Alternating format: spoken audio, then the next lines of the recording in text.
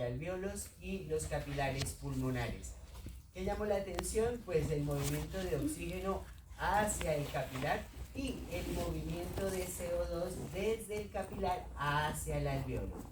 Entonces, claro, tenemos vías diferentes, pero si ustedes se fijan, estos procesos ocurren en simultáneo. Entonces, claro, lo que vamos a ver es que mientras uno va metiéndose al sistema, el otro va saliendo del sistema. Y por eso es fundamental, ¿por qué? Porque nosotros no solamente llevamos oxígeno, sino también sacamos CO2. Entonces son procesos vitales de lo que se denomina función respiratoria. Entonces, dentro de eso, pues vamos a ver, y acá se analizó primero lo que son los factores que modificaban el intercambio de sustancias en la zona pulmonar. ¿Qué llamó la atención? Pues nuevamente se toman las ecuaciones de la velocidad con que se transportan los gases a manera difusiva desde la estructura alveolar o desde la estructura capilar, dependiendo de cuál esté tomando, hacia una de las otras zonas. ¿Qué llamó la atención?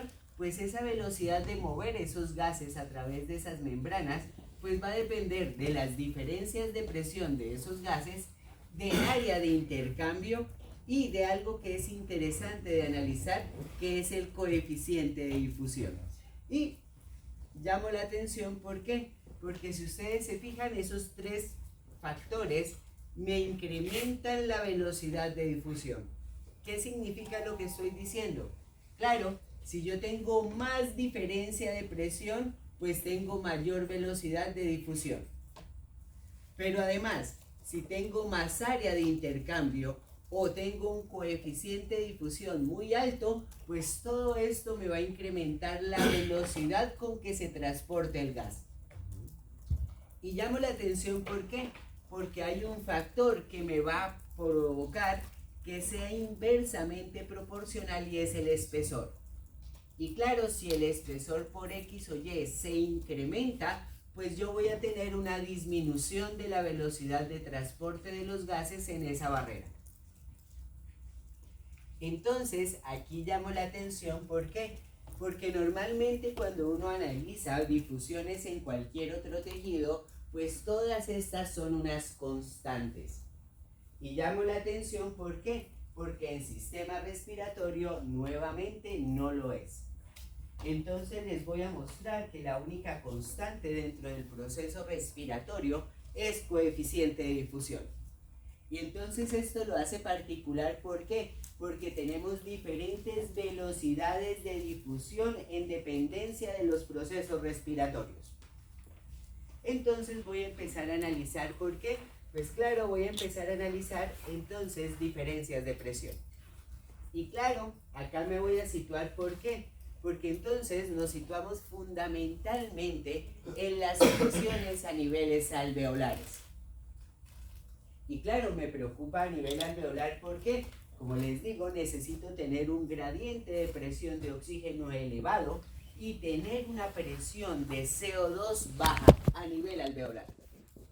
Entonces llamo la atención en la gráfica que están al frente. ¿Por qué? Porque claro, ayer nosotros nos situamos tanto en las presiones alveolares de oxígeno como en las presiones alveolares de CO2. ¿Y qué mencionábamos? Que son dependientes de la ventilación. Y claro, si por X o Y motivo yo empiezo a hipoventilar, es decir, a disminuir la cantidad de litros de aire que llega por minuto a la zona alveolar, fíjense que empiezo a cambiar las presiones alveolares. ¿Y qué encuentro? Pues que en la medida que disminuyo la presión alveolar, pues aumento la de CO2 y disminuyo la de oxígeno. Por lo tanto, disminuyo las diferencias de presión y cae la velocidad de difusión. Pero si el sujeto incrementa la ventilación, es decir, se va en el otro caso extremo, pues ¿qué tenemos? Que empieza a reducir las presiones alveolares de CO2 y empieza a incrementarse las de oxígeno. Por lo tanto, incrementa la velocidad de difusión porque incrementa las diferencias de presión. ¿Bien hasta ahí? Sí, profe. Entonces llamo la atención, ¿por qué? Porque si ustedes se fijan, el sistema respiratorio rápidamente puede cambiar presiones alveolares para aumentar o disminuir la velocidad de difusión de los gases. Sí. En la primera diapositiva, profe, en la de la gráfica de los 2 días, en el CO2 dice que son 2.600 mililitros de CO2 que tenemos en la circulación. Me imagino que lo que está en el intersticio o producido por la célula tiene que ser mucho mayor para poder transportar esos 200 hacia el capilar, ¿cierto?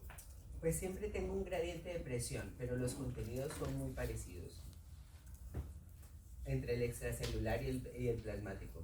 Pero claro, tengo una diferencia, pero eso se va, como te digo, el fin de la difusión es la homogeneización de ambos lados. Por eso en términos generales terminas con el mismo, lo que sea plasmático es una interpretación de cómo está el líquido extracelular. Okay. Claro, entonces tengo que tener mayor afuera. Esos 200 me dice que es lo que estoy movilizando. Exacto, solamente lo que movilizo. Pero después voy a verlo en presiones, cómo va pasando por cada uno de los componentes, de hecho. Okay. Entonces, y ahí también hay... Sí.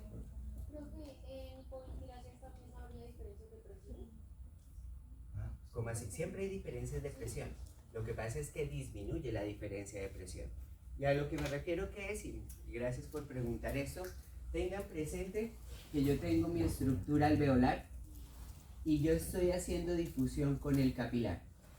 Entonces, una cosa fundamental que es que yo puedo modificar las presiones alveolares tanto de oxígeno como alveolares de CO2. ¿Por qué digo eso? Porque es dependiente de la ventilación. Hasta ahí van conmigo, que es lo que me muestra la gráfica. Una cosa importante que debemos tener en cuenta porque estamos en circulación pulmonar es que acá sí es una constante. ¿A qué hago referencia? 40 milímetros de mercurio es la presión de oxígeno a nivel de la sangre, circulación pulmonar, y 45 milímetros de mercurio es a nivel de dióxido de carbono. Entonces, ¿qué quiero llamar la atención? Y volvamos a revisar esa gráfica. ¿Por qué? Porque lo que yo digo que es que si yo incremento la ventilación alveolar, es decir, muevo más aire acá, se me incrementa la de oxígeno y se me baja la de CO2. Entonces, ¿qué quiero que observen?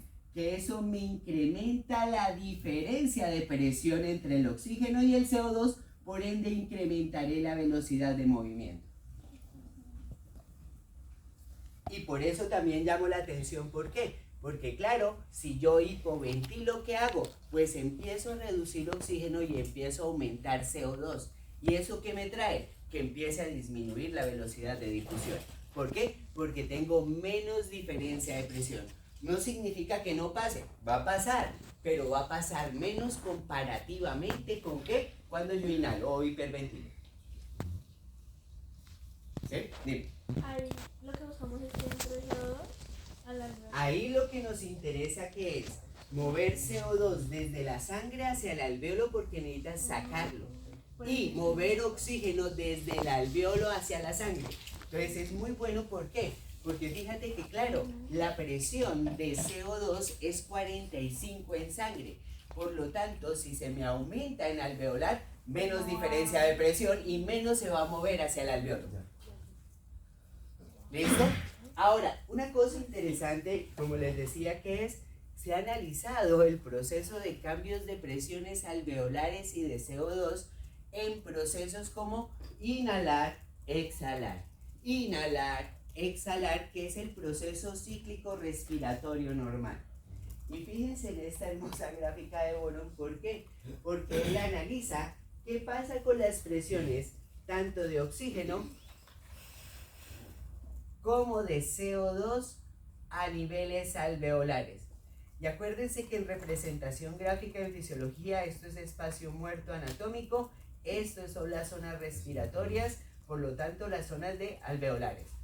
¿Qué llama la atención? Claro, yo inhalo y ¿qué encuentro?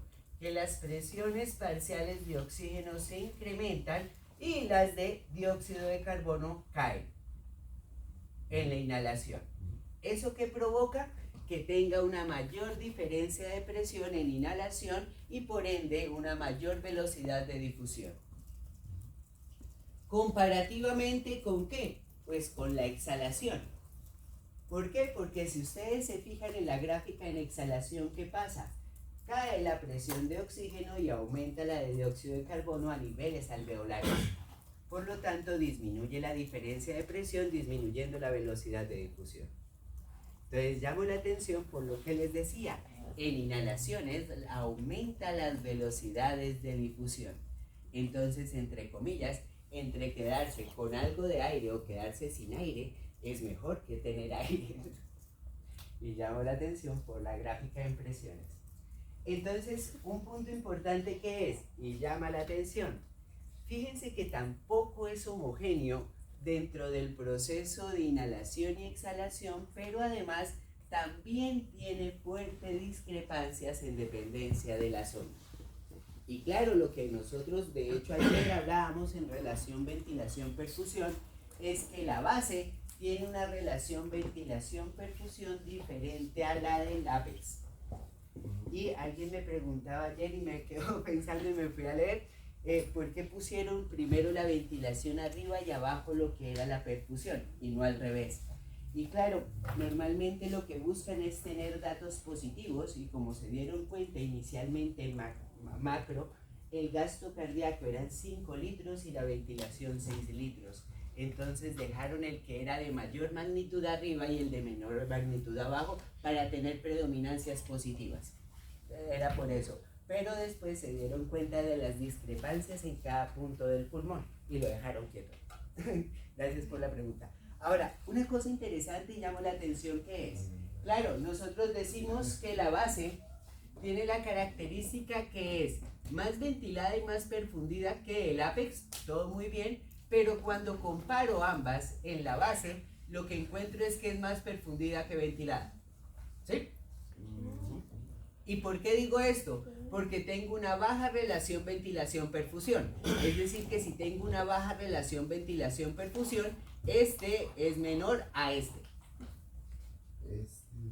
Este es menor a este, por eso tengo una baja. Cuando hablamos de números menores a 1. Ajá, que era una relación menor a 1. ¿Vamos bien?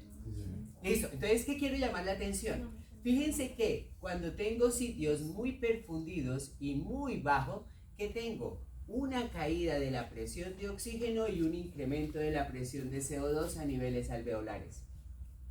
Mientras que en sitios que son muy ventilados y poco perfundidos, por eso la relación es alta. ¿Vamos bien? Sí. ¿Qué es lo que pasa en el ápex? Que tengo pues unas presiones altas de oxígeno a niveles alveolares y muy bajas de CO2.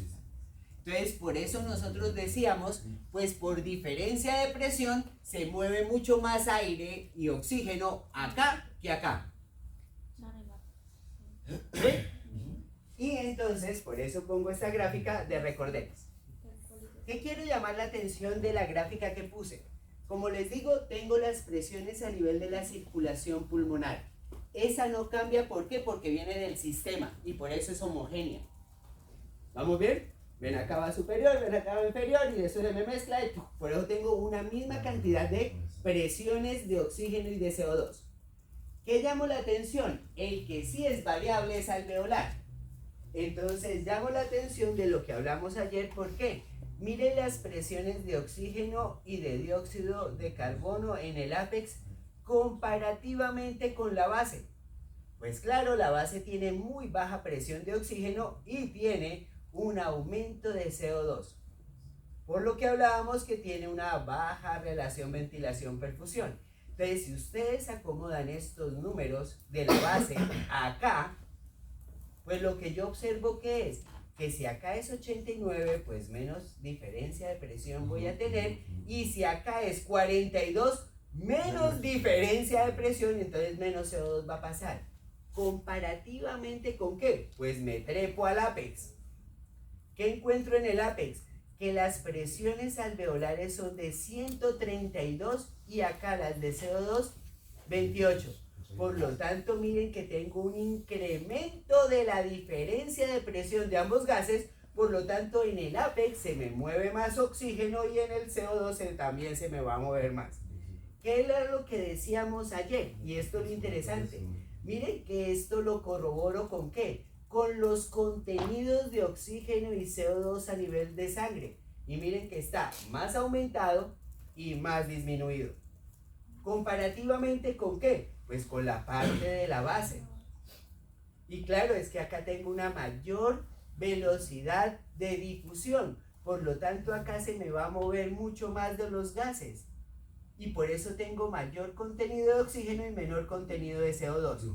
Pero lo que decíamos ayer, ¿cuál es el problema en cuanto a entrada total y salida total? Que que es el principal sitio donde tengo mayor diferencia de presión, pues tiene muy poca sangre que pasa por él. Y como es tan poca la cantidad de sangre, pues la entrada y la salida son muy pequeñas en el apex, siendo el principal punto de mayor velocidad de difusión. Por eso y por eso me apuesto. Y por eso es que hablábamos que la posición prona termina favoreciendo en todos los procesos de perfusión y de ventilación, entre comillas. Ahora, sigo mirando y llamo la atención entonces en el siguiente evento. ¿Por qué? El siguiente evento es el área. Y aquí llama la atención porque nuevamente, aunque el sistema respiratorio de verdad es el niño especial, claro, en todos los otros sistemas el área de intercambio también es un estándar. Y llamo la atención, y acá uno comienza a decir, bueno, ¿cómo así? Claro, en respiratorio, de hecho, el área de intercambio se puede llegar a incrementar. Y ya les voy a mostrar. ¿Qué me gustó de esta representación gráfica?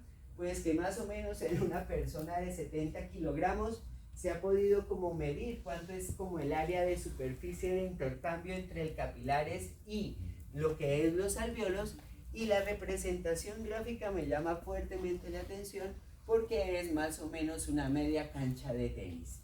Es decir, que si ustedes se fijan, el área o la superficie de intercambio que tenemos dentro de las estructuras alveolares y pulmonares es gigantesca.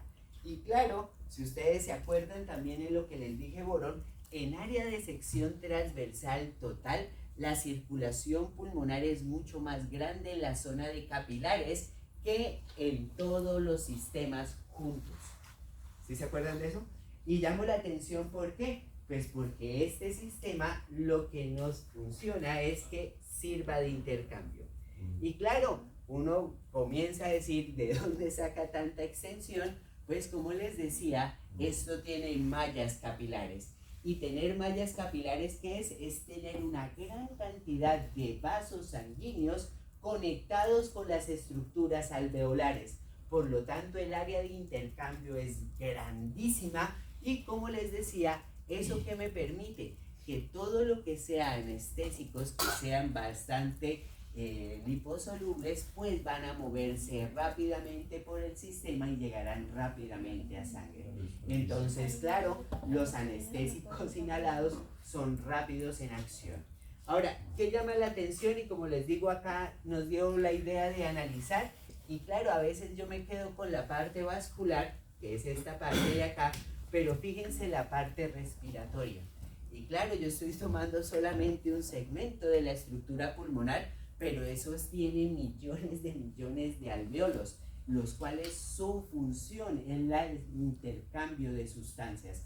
Entonces, claro, yo tengo una gran cantidad de área de intercambio, no solamente porque tenga la malla capilar, sino también porque tengo un área de intercambio gaseoso que es muy buena, que son los alvéolos. Por eso, entre comillas, llamo la atención de esto de los macrófagos. ¿Por qué? Porque si se empiezan a digerir, entre comillas, las células o los neumocitos tipo 1, pues nos quedamos sin paredes, pero además nos quedamos sin área de intercambio de sustancias. Y esto ha sido interesante, ¿por qué? Porque claro, si ustedes comienzan a disminuir el área de intercambio, también disminuyen la velocidad de difusión. Entonces, esto hace que todos los procesos sean más lentos. Y esto es llamativo porque pues correlaciona con lo que es la sintomatología del paciente. ¿Qué llamaba la atención, como les decía, de área?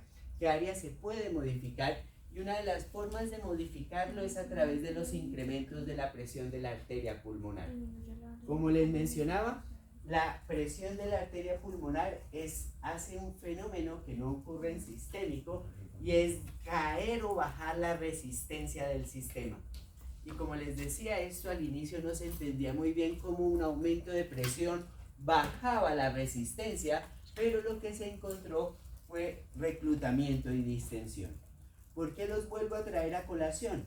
Porque claro, si yo incremento la cantidad de capilares activos, estoy incrementando el área de intercambio. Y por ende, no solamente incremento el área, sino incremento la velocidad de difusión. Igual sucede si los distienden, porque si la estructura es distendida, estoy incrementando el área. Y de hecho, ahorita les voy a mostrar que esto es bastante interesante, porque entonces no solamente me baja la resistencia con los incrementos de la presión de la arteria pulmonar, sino que además me incrementa las áreas de intercambio para incrementar la velocidad de difusión. El respiratorio es una maravilla, me parece, como sistema. Y de hecho, obviamente hay unas líneas de investigación de medicina pulmonar y de rehabilitación pulmonar. Pero eso quiere decir cuando yo distiendo los capilares estoy aumentando la superficie. Okay.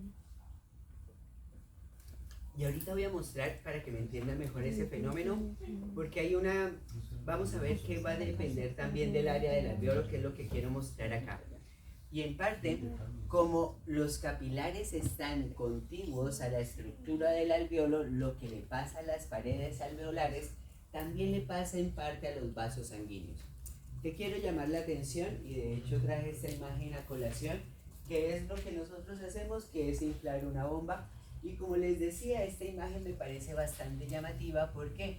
Porque este puede ser un alveolo, el cual está antes de la inhalación y cuando hacemos inhalaciones profundas. ¿Qué quiero llamar la atención? Aunque me estoy yendo al caso como extremo, claro, en la medida que yo le voy colocando aire, fíjense que el área se incrementa. ¿Sí lo ven? Entonces esto llama la atención, ¿por qué? Porque claro, durante los procesos de inhalación, que el alveolo recibe una cantidad de volumen de aire, pues lo que hace que es incrementar su área. Entonces, por eso acá llamo la atención en otro fenómeno que también es importante tener en cuenta, y es que no solo me cambia el área, sino si ustedes, bueno, este no me sirve de mucho, pero bueno, normalmente ¿qué tenemos? Color oscuro y va cambiando ¿a qué? A colores más claros. ¿Por qué termina esto cambiando de color en la medida que yo ingreso un volumen? Porque estoy cambiando el espesor o el grosor. Entonces, claro, en la medida que estiro esa cosa, se me va haciendo más clara. ¿Por qué digo esto? Porque, claro, el espesor también se puede modificar en la medida que yo incorporo aire. Entonces, ¿qué llamo la atención? En el igualito que en un globo, pues cada vez que un alveolo ingresa aire, pues no solamente incrementa el área, sino que además reduce el espesor. Entonces, llamo la atención porque, y ahí voy allá, porque miren esta gráfica de acá. Tengo el área de intercambio con el espesor del intercambio. ¿Qué observo? Inhalo. Y en inhalación aumenta el área y disminuye el espesor. Entonces llamo la atención, ¿por qué? Porque si ustedes se fijan en inhalación, se me aumentan las diferencias de presión, se me aumenta el área y se me disminuye el espesor. Por lo tanto, en procesos de inhalación tenemos mayores velocidades de difusión que en procesos exhalatorios normales. Una cosa que el compañero mencionó que es bastante importante y que les mencionaba es que el surfactante es activado en su liberación por el estiramiento, pero el estiramiento profundo. Y llamo la atención, ¿por qué? porque claro, yo necesito incrementar la cantidad de aire para estirar estas estructuras y ahí es que se activan. Entonces, en volúmenes de respiración básicos no se ve incrementado o disminuido. Ahora, una cosa interesante, y acá como les mencionaba, el sistema respiratorio se hace como el chico especial y nos queda entonces lo que es coeficiente de difusión. Cuando uno habla de coeficiente de difusión, como les decía, es el único que es estándar. Y esto es interesante porque diferencia de presión no lo es, espesor no lo es, área no lo es, pero por fin tenemos una variable que es constante, que es coeficiente de difusión. Creo que es lo mismo que tasa de difusión. Sí. Entonces aquí llamo la atención en algo que es importante tener en cuenta, y es que nosotros hablamos que en las paredes alveolares hay agua. Y de hecho eso me genera tensión superficial y por eso libero el surfactante para disminuir esa tensión superficial. ¿Qué llamo la atención? Sí o sí, entonces los gases deben hacer interacción con agua. Porque si no, ¿cómo pasan a través del citoplasma? ¿Cómo pasan a través del plasma? ¿Y cómo termina nuevamente en citoplasma? Si todo es líquido. Entonces, por eso, la difusión en el sistema respiratorio se analiza tanto en oxígeno como en CO2, cuánto es su coeficiente de difusión. Entonces, ¿qué significa su coeficiente de difusión? Pues en parte lo que analizamos es qué tantas interacciones tienen las moléculas con el agua. Y claro, eso va a depender de la afinidad de las moléculas. Entonces llamo la atención porque pues ahí aparece en la parte de acá cómo se determina el coeficiente de difusión de una molécula. Y miren que tengo la solubilidad versus el peso molecular. ¿Qué es importante? Y acá pongo oxígeno y pongo dióxido de carbono. Pongo la solubilidad y pongo el peso molecular con la determinación de una vez del coeficiente de difusión.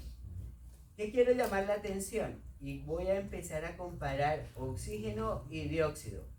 Si ustedes se ven, la solubilidad es un punto fundamental del coeficiente de difusión. Por lo tanto, si tengo alta solubilidad, tengo alto coeficiente de difusión y me trepo acá, por lo tanto incrementaré la velocidad de difusión del gas. Entonces, ¿qué llamo la atención comparativamente? Si ustedes ven, el oxígeno es muy poco soluble comparativamente con el dióxido de carbono.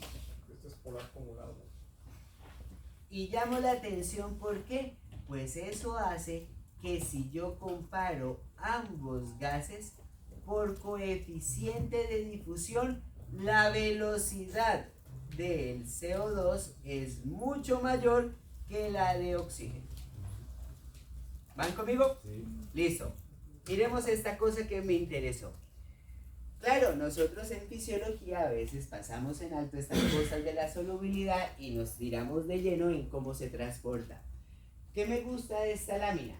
Les comparan la solubilidad que tiene el oxígeno con la solubilidad que tiene el dióxido de carbono. ¿Por qué me gusta esa lámina? Porque si ustedes se fijan en ambos ejemplos, tengo las presiones en 100 milímetros de mercurio en la parte de arriba y tengo las medidas de cuántas partículas le bajan o hacen interacciones con el agua. ¿Qué llamó la atención? Comparo ambos gases, por eso los pongo en la misma presión. ¿Para qué? Para comparar cuántas moléculas terminan interaccionando con agua. ¿Qué quiero que observen? Fíjense que esto, por su baja solubilidad, tiene muy bajo contenido de oxígeno. ¿Comparativamente con quién? Pues con dióxido de carbono, que tiene una mayor solubilidad y por eso tiene mayor cantidad de moléculas interaccionando con agua. ¿Sí? Ahora, sí.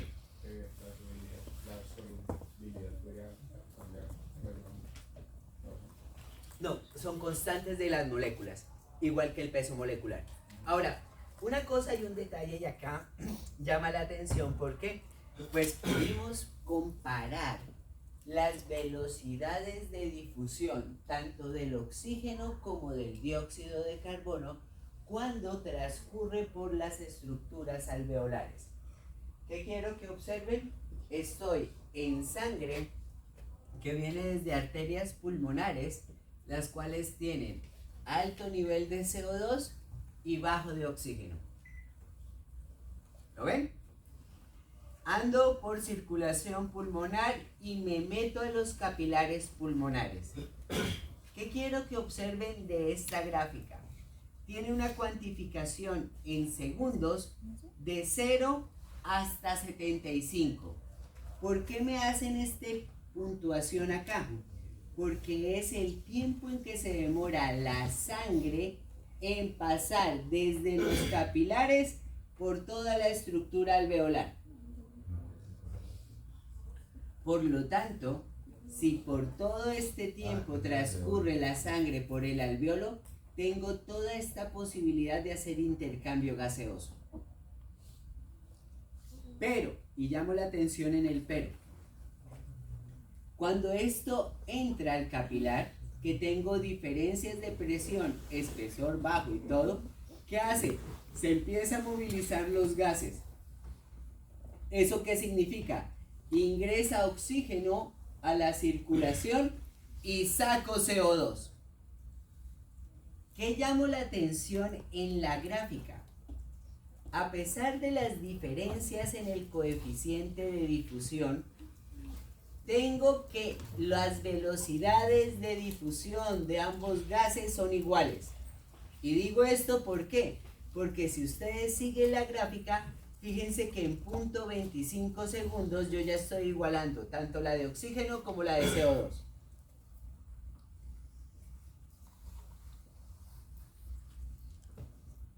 ¿Vamos bien?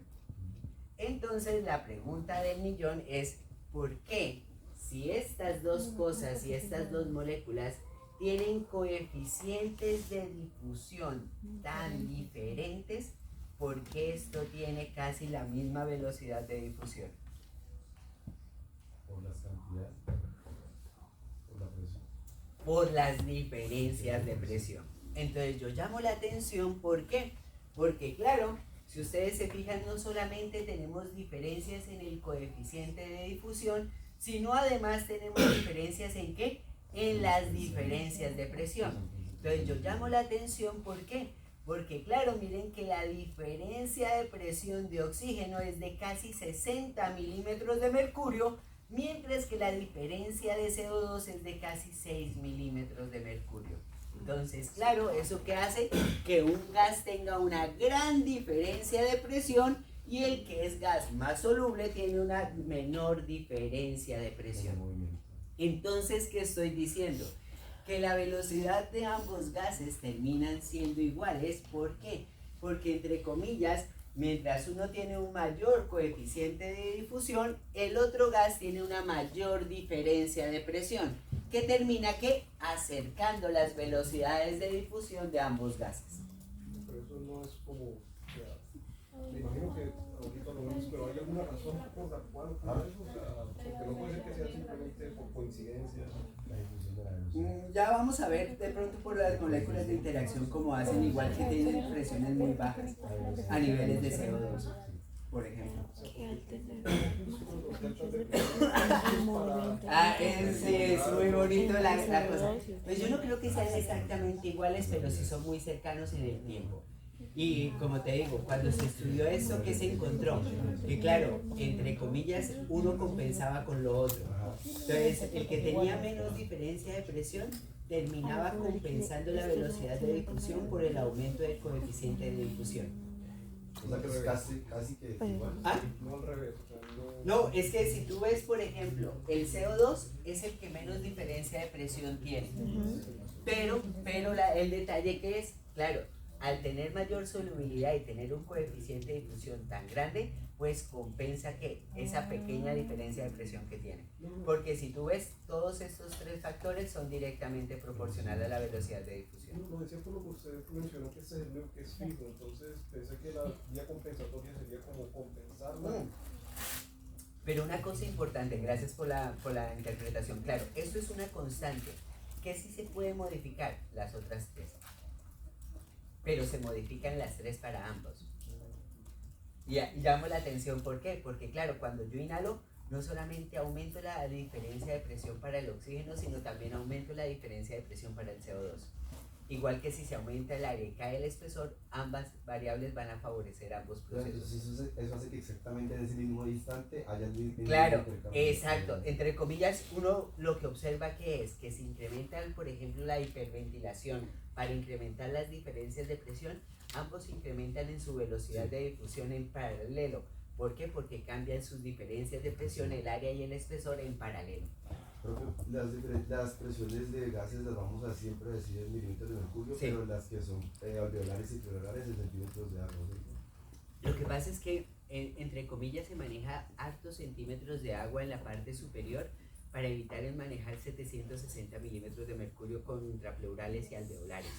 Pero normalmente cuando uno habla de gases, uno se habla de presiones alveolares de más o menos 100 y presiones alveolares de 40, más o menos.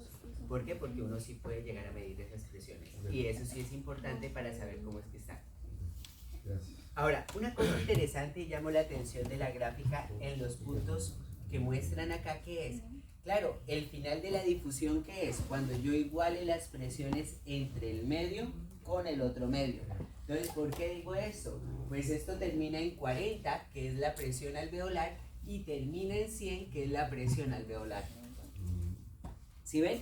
Es decir, que el sistema termina igualando, por eso es el fin de la difusión. ¿Qué llamó la atención? En personas que tengan por X o Y motivo dificultades en el intercambio gaseoso, pues tenemos casi 0.50 segundos. ¿Para qué? Para que las personas puedan hacer los procesos difusivos, y por eso a eso se le llama como un tiempo de seguridad.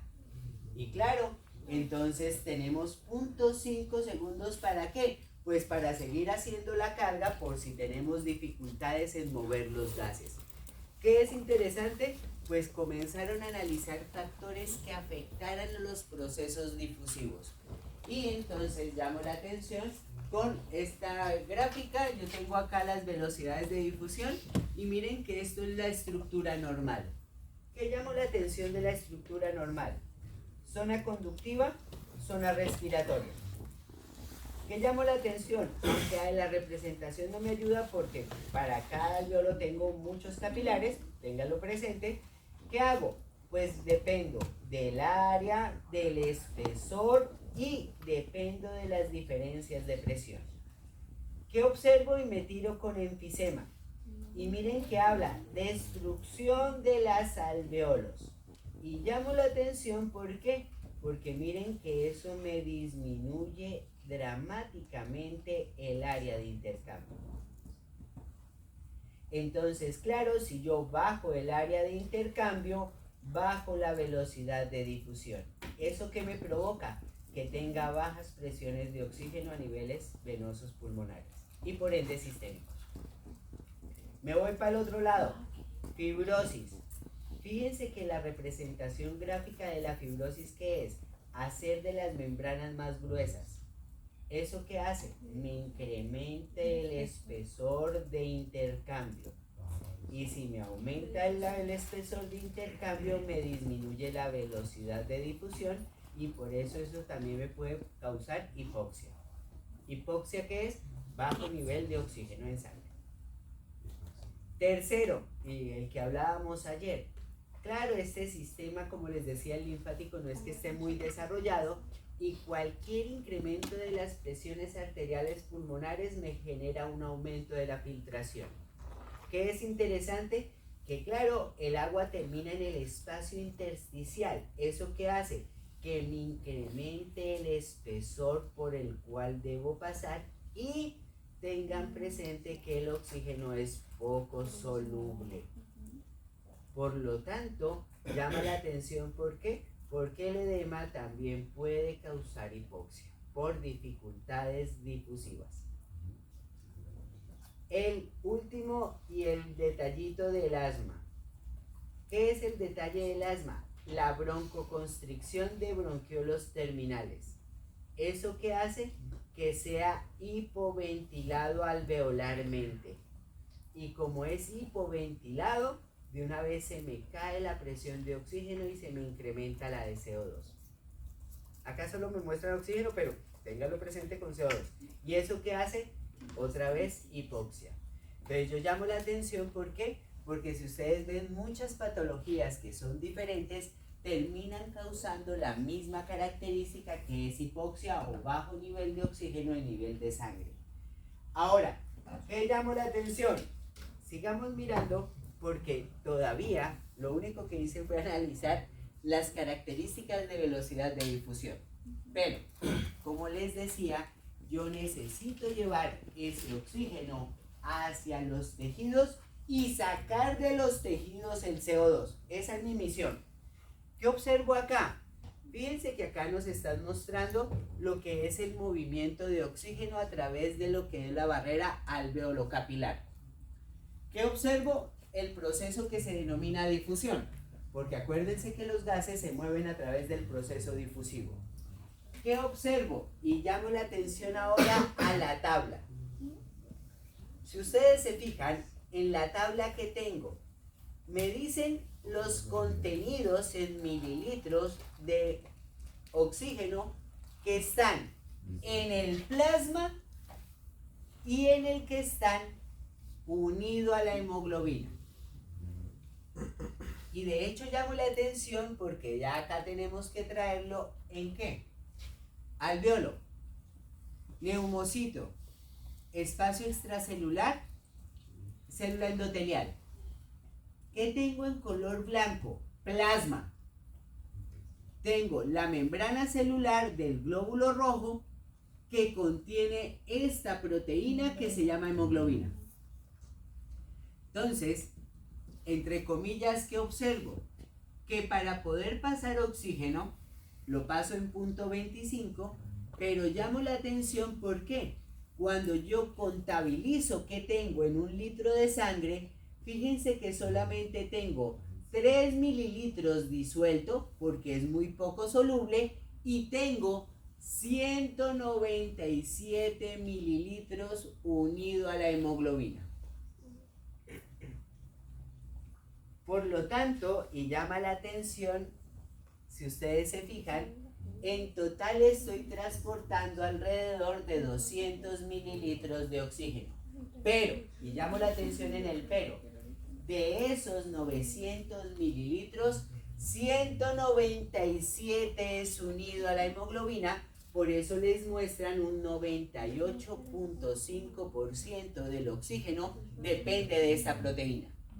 Y llamo la atención porque esta proteína está alojada en los glóbulos rojos. Entonces, por eso los glóbulos rojos son fundamentales en el transporte de oxígeno siempre y cuando contengan hemoglobina. Y por eso ustedes, cuando van a cuidado clínico, pues piden que midan hemoglobina para saber cuánto es el transporte de oxígeno de ese paciente, si está anémico o no está anémico. Entonces eso tiene que ser rapidito, ¿por qué? Pues porque si está anémico, pues hay que mirar cómo se le transfunde para aumentar el nivel de hemoglobina rápidamente. Profe, ¿así tiene la saturación también o no? Ya voy para allá con saturación porque esa es otra evaluación que tenemos que hacer. Ahora, ¿qué llamo la atención? Y voy a empezar a analizar esta cosita de acá. ¿Qué quiero mostrarles aquí? Se empieza a comparar, y de hecho se analiza, que a 37 grados centígrados, que es la temperatura normal de nosotros, ¿cuánto es la cantidad disuelta y por qué es esa cantidad disuelta? ¿Qué llamó la atención? Pues aquí aparece lo que es el coeficiente de solubilidad de oxígeno en agua y llamo la atención de lo poquito que es. ¿Por qué? Porque claro, teniendo en consideración esto, ¿qué transportamos? Transporto disuelto en el plasma 0.003 mililitros de oxígeno por cada 100 mililitros de sangre o decilitro de sangre. ¿Qué llamó la atención? ¿De qué otro factor depende? Pues de las presiones. Entonces, entre comillas, ¿qué observo? Que a una presión alveolar de más o menos 100 milímetros de mercurio, pues esto termina difundiendo 0.3 mililitros. Y acá aparece algo que me gustó mucho de un texto, y es, bueno, ¿y eso cuánto alcanza para lo que es procesos biológicos? Entonces, claro, hacen una relación y es 3 mililitros por cada litro. Y como tenemos 5 litros de sangre que se mueven en un minuto, pues yo puedo saber cuánto es que me provee disuelto. ¿Qué observo? Que disueltos son 15 mililitros de oxígeno cada minuto. ¿Qué es importante? Como les decía, nosotros necesitamos 250 mililitros por cada minuto en situación de reposo como están ustedes. Y llamo la atención, ¿por qué? Pues si este es el consumo en reposo, pues lo disuelto no me sirve para nada. Y por eso en parte llamo la atención porque es fundamental la hemoglobina, porque si no tenemos hemoglobina, ¿cómo transportamos oxígeno a través del sistema? Y digo esto ¿por qué? Porque es muy poco soluble. Y al ser poco soluble, pues es poca la cantidad que puedo transportar. ¿De qué? Pues comparativamente a las demandas. Entonces, como les decía, acá aparece el protagonista. ¿Por qué? Pues aparecen los eritrocitos o glóbulos rojos, pero además aparecen las proteínas importantes de esta célula, y dentro de esos está ¿qué? La proteína o el grupo hemo. Y la hemoglobina, como acá la represento, pues tiene esta estructura cuaternaria que ustedes ven aquí, y dentro de la estructura cuaternaria que observo, que son 4 cadenas. Y por eso llamo la atención, ¿por qué? Porque esto es una proteína gigantesca que tiene 4 cadenas, y cada cadena, entre comillas, se le llama grupo hemo. Perdón, grupo globina. Ahora, ¿qué es lo interesante? Fíjense que tengo globina roja, naranja, azul y verde. ¿Qué me muestran además? Si ustedes ven, cada grupo globina, o los 4 grupos globina, tienen cada uno un grupo hemo. Por lo tanto, en una molécula de hemoglobina puedo transportar 4 moléculas de oxígeno. ¿Solamente por una? Entonces, una cosa interesante que se ha estudiado del grupo es la composición de aminoácidos. Entonces, una de las cosas interesantes que es que nosotros ya tenemos lo que es la caracterización de la hemoglobina, pero hay hemoglobina fetal, hay hemoglobina adulta, y entonces, por ende, hay diferencias o tipos de hemoglobina. Y al tener tipos de hemoglobina, pues tenemos cambios en la afinidad tanto del oxígeno como después les voy a mostrar algo del CO2. Entonces, ¿qué es llamativo e importante? Normalmente en adultos tenemos 2 cadenas alfa, 2 cadenas betas dentro de los grupos globina. ¿Qué me gusta de esta imagen? Fíjense que independientemente si sean cadenas alfa o cadenas beta, todos tienen el grupo hemo. Entonces, de hecho, llamo la atención porque extraigo el grupo hemo y mírenlo aquí. ¿Qué llamó la atención? El hierro dentro de lo que es la interacción química con los 4 ferroles, pero, y llamo la atención, la importancia del hierro en este sistema, que es la interacción que hace con las 4 moléculas, pero además la interacción química que hace con oxígeno.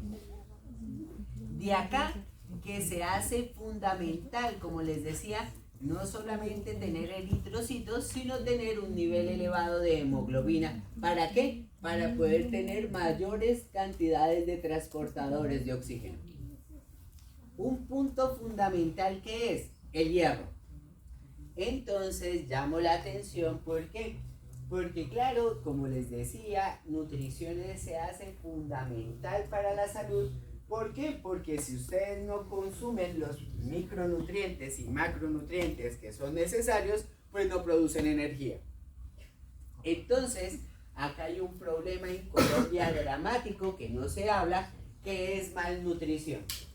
De hecho, una cosa que no es poca es que no tenemos encuesta en SIN desde el 2015. En SIN, que es la encuesta nutricional en Colombia. Entonces, realmente nosotros no sabemos cómo está la población, pero como sí tenemos registros de salud, llamo la atención porque los altos índices de anemia en la población infantil. Y claro, ¿qué significa ser anemia? Pues que tiene baja cantidad de hemoglobina en sangre. Por lo tanto, tendrán disminuido el contenido de oxígeno y el traspaso de estos gases. Entonces, llamo la atención y aquí muestro esta imagen porque hemos tomado esta estructura de la hemoglobina y hemos comenzado a cambiar, ¿qué? Presiones de oxígeno. Entonces, ¿qué llamo la atención? Cuando las presiones de oxígeno son altas, la hemoglobina se une a oxígeno y forma oxihemoglobina. Pero la oxihemoglobina es reversible y por eso muestro esta gráfica de acá. ¿Y de qué depende? Pues si las presiones de oxígeno son bajas, esta oxihemoglobina se disocia en hemoglobina y oxígeno. Por lo tanto, la dirección depende de la presión. Sitios de presión alta, como en los pulmones, pues hará que forme oxihemoglobina. Pero en los tejidos, que la presión es baja, pues va a tomar la oxihemoglobina y se va a disociar. ¿Vamos bien? Entonces, llamo la atención en esta gráfica. ¿Qué es esta gráfica? Me muestran algo que es interesante y es el término de saturación. ¿Qué es saturar? Pues entre comillas saturar es cuando todos los vehículos están ocupados. Y claro, como yo tengo un nivel de hemoglobina, pues tengo un nivel máximo de transporte de oxígeno. ¿Van conmigo hasta ahí? ¿Qué llamó la atención en los anémicos? Pues que tienen menos hemoglobina, por lo tanto tienen menos transportadores. Ahora, ¿qué hicieron? Yo mido la saturación, es decir, el máximo nivel de oxígeno que puedo transportar y lo comparo ¿con qué? Con las presiones de oxígeno en valores de milímetros de mercurio. ¿Qué llamó la atención? Lo que acabamos de mostrar. En la medida que yo incremento las presiones de oxígeno, eso se me forma oxihemoglobina, por lo tanto lo empiezo a saturar. Y de hecho llamo la atención, ¿por qué? En presiones alveolares de 100 milímetros de mercurio, miren que alcanza una saturación del 98%. ¿Van conmigo? Pero, y llamo la atención, si la presión alveolar empieza a reducirse, pues yo tengo disminución de la saturación. Pero, y llamo la atención, esta gráfica tiene algo especial. ¿A qué hago referencia de que tiene algo especial? Miren que de 0 a 40 tengo grandes cambios de la saturación de la hemoglobina. Pero de 40 a 100 los cambios son muy pequeños. Y por eso esto tiene como una meseta acá. Entonces voy a empezar a explicar en parte esa característica con que apareció la ecuación. ¿Qué era la ecuación? Pues como ya podíamos aislar la molécula y podíamos conocer cuántas moléculas de oxígeno transportaba, pues podíamos determinar cuánto es la cantidad de oxígeno que puede transportar la hemoglobina por gramos. Entonces llamo la atención porque 1 gramo de hemoglobina transporta 1.34 mililitros de oxígeno. Entonces llamo la atención porque transporte de oxígeno mediado por la hemoglobina. ¿Qué datos necesito? Y de hecho acá es lo importante. Necesito saber la saturación y necesito saber la cantidad de hemoglobina. Entonces, la pregunta del compañero, ¿qué es? ¿Cómo mido hemoglobina? Con prueba sanguínea. ¿Cómo mido la saturación? Pues un mecanismo de medir saturación es a través del cambio del color de la sangre por la interacción de la hemoglobina con el oxígeno. Y digo esto ¿por qué? Porque si han tenido pacientes o con familiares, se les pone algo en un dedo que emite una luz. Y eso me mide la saturación. Y llamo la atención ¿por qué? Porque claro, yo mido saturación más el contenido de hemoglobina para poder conocer cuánto es el transporte de oxígeno. Entonces, claro, si el sujeto está poco saturado, y llamo la atención de que es poco saturado, si ustedes se fijan, normalmente tenemos saturaciones de 98%. Por lo tanto, decir que está hiposaturado o está bajo de saturado es que empiece a estar por abajo de esos valores. De hecho, 90, 80, eso uno ya comienza como que ¿qué está pasando acá? Sí, aquí esto no está bien. Y entonces llamo la atención porque eso solo me dice cuánto es la interacción entre las moléculas. Por eso les digo una cosa fundamental. Yo con la saturación no puedo saber el transporte a menos de que conozca la cantidad de hemoglobina. Y por eso la prueba sanguínea se hace fundamental para saber cuánto es el transportador total. ¿Sí está claro? Entonces digo esto porque, como les decía, puede estar saturado 98%, pero tener muy bajo contenido de hemoglobina y tener un bajo transporte de oxígeno. Y llamo la atención en este ejemplo que acabo de decir, ¿por qué? Porque claro, yo en vez de tener alrededor de 15, tengo alrededor de 6. Y yo puedo estar en saturación del 98%. ¿Por qué? Pues todas esas moléculas están unidas al 98%. ¿Ya está claro? Por eso la saturación es un indicador, pero para poder conocer realmente el transporte en hemoglobina, pues necesito saber la hemoglobina. Por eso sí o sí el que ingresa a cuidado crítico, sí o sí de una vez su prueba de sangre para saber su contenido de hemoglobina. ¿Qué llamo la atención que se me hace tenaz? ¿Por qué no nombro mujeres y niños? Los niños y las niñas por malnutrición. Pero las mujeres tienen un riesgo y es la menstruación. Y claro, mes a mes perder una cantidad determinada de sangre, pues provoca que puedan tener procesos de anemia. Y llamo la atención, ¿por qué? Porque de verdad llegan a ir al médico ya cuando están en niveles de unos 8, 7, nivel de hemoglobina en sangre. Y digo esto ¿por qué? Porque claro, si ustedes ven 15 es más o menos el promedio en hombres y en mujeres más o menos 12 gramos. Y digo esto ¿por qué? Pues estar en 8 o 7 pues provoca que tengan bajo nivel de oxígeno en tejidos. ¿Y eso qué provoca? Que vivan fatigadas, que vivan pálidas, que vivan cansadas, que empiecen a tener dolores musculares. Y digo esto ¿por qué? Porque normalmente solo van al médico cuando ya tienen esa sintomatología, lo cual no crean que uno manda algo y al otro día ya tiene la hemoglobina arriba.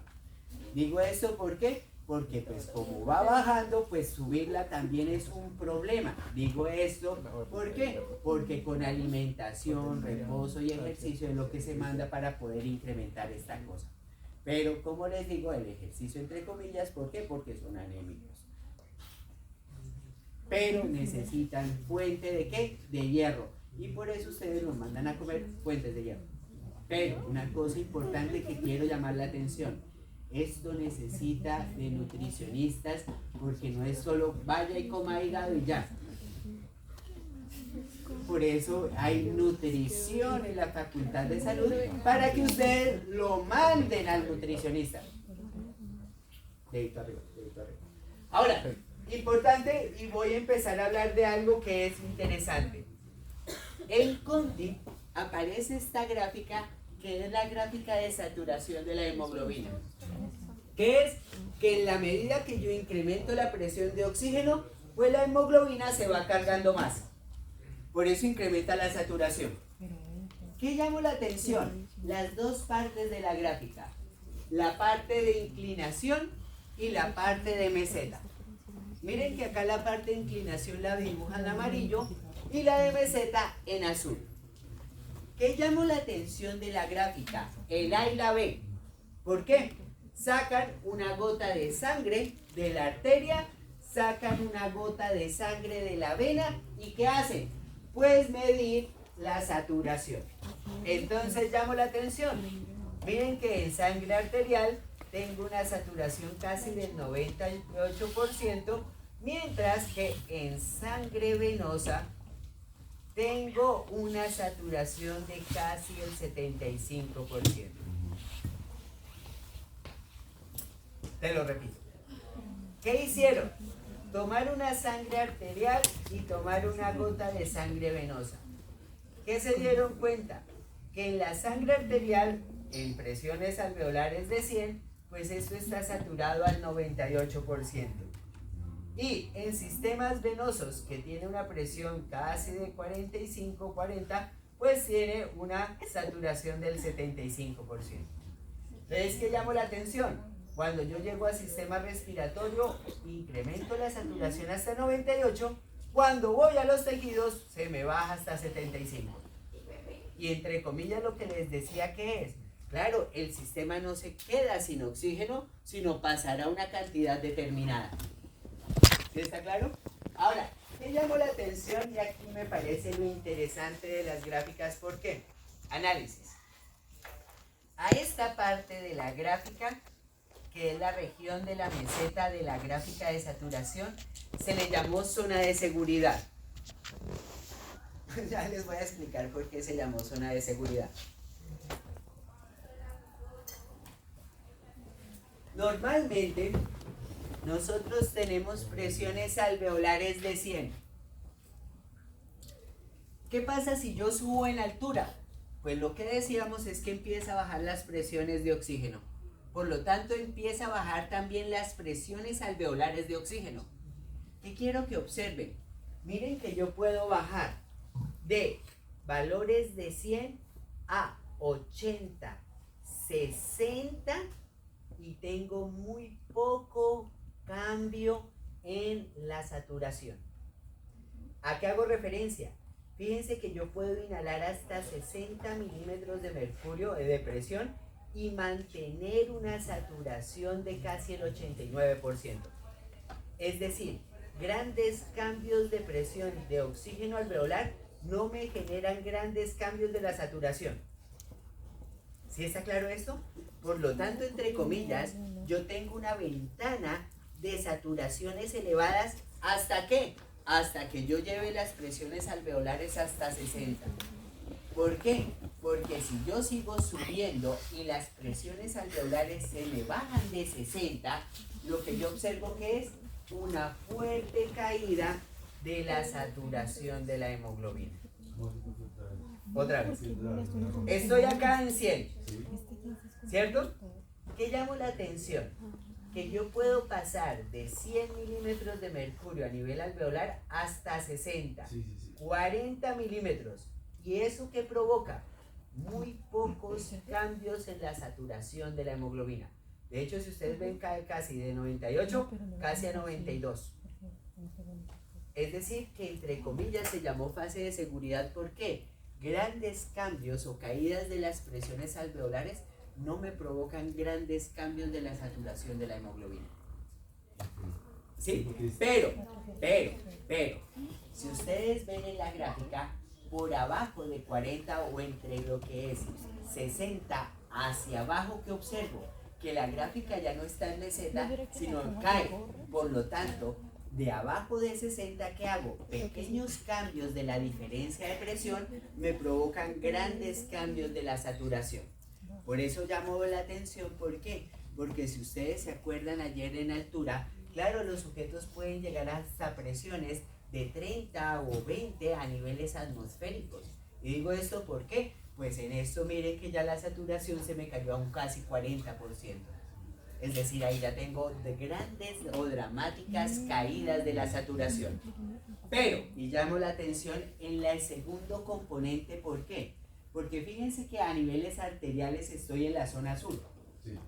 pero a nivel venoso estoy en la zona amarilla. Y llamo la atención en la zona amarilla, ¿por qué? Es la zona en la cual la saturación se me cambia más dramáticamente por el cambio de presión. ¿Sí lo ven? Y digo esto ¿por qué? Porque claro, si ustedes se ubican en 40, pues tengo una saturación de 75. Pero si la presión llega a bajar, por ejemplo, a 20, miren que la saturación me cayó a 35. Una caída dramática de la interacción de oxígeno y hemoglobina. ¿Y por qué llamo la atención en esto? Porque claro, tejidos que aumenten su metabolismo, ¿qué van a hacer? Pues van a disminuir dramáticamente su presión de oxígeno a nivel extracelular, y eso ¿qué me va a provocar? Que se disocie dramáticamente el oxígeno. Entonces yo llamo la atención porque la fase inclinada es la fase de tejidos, y eso en parte nos explica que en ese punto se disocia muy rápido el oxígeno y la hemoglobina por caídas de la presión de oxígeno. Pero, bueno, la primera pregunta es, ¿por qué dice en solución física? Unido a agua. Ok. Y lo otro es, pero entonces, ¿por qué si en los tejidos nosotros tenemos esos cambios de la saturación? Porque tengo la posibilidad de estar midiendo la sangre. O sea, es decir, el aparato que mide la saturación la está midiendo conforme a la sangre arterial. Sí. Siempre la saturación se mide en arterial. Por eso siempre estoy midiendo esa ya, el aparato. Ajá. Y de hecho llamo la atención porque, claro, acuérdate que las presiones ya no te cambian una vez estando arteriales. Entonces uno, claro, ¿qué espera? Tener esta composición de acá. Y por eso sí, independientemente debe estar aquí o acá. Sí. Porque claro, yo también puedo colocar el monitor en un pie. Y también debo tener saturaciones del 98%. Okay. Porque estoy midiendo sangre arterial. ¿Mm? Sí, sí, sí. Sí.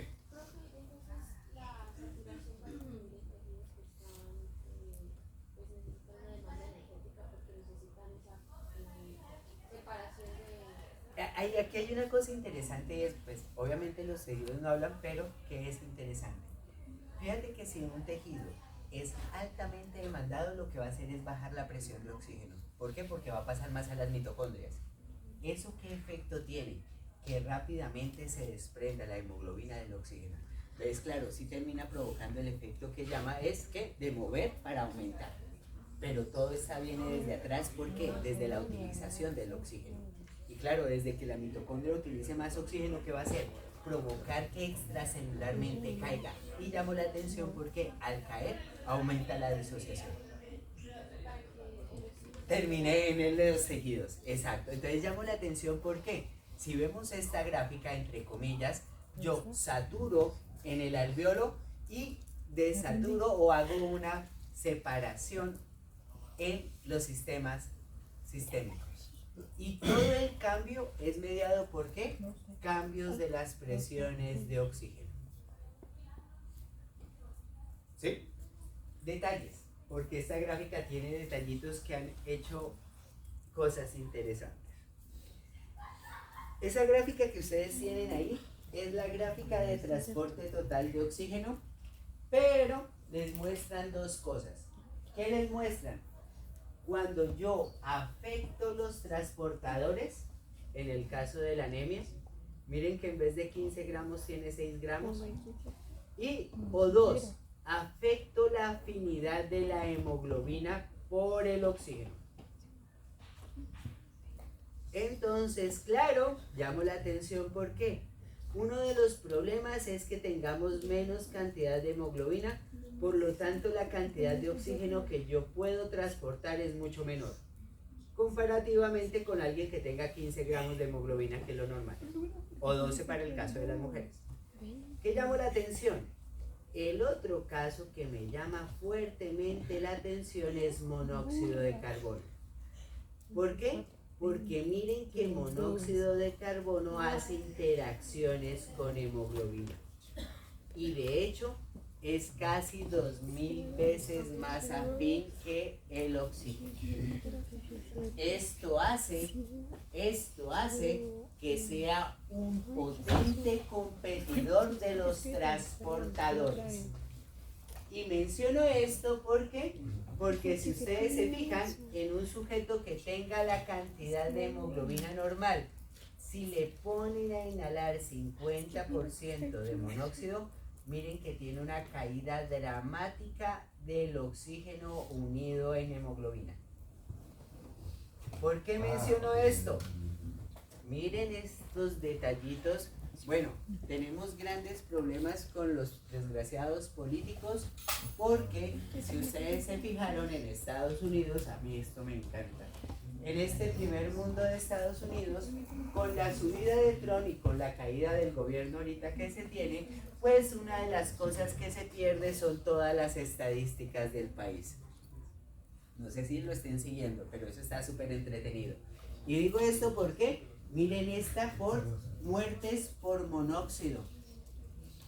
Y llamo la atención de muertes por monóxido, ¿por qué? Porque fíjense que en Estados Unidos, que tenemos, pues, que tenían, porque esto se va a cambiar dramáticamente, que tenían una fuerte medición de estadísticas, pues estaban incrementando las muertes por monóxido de carbono.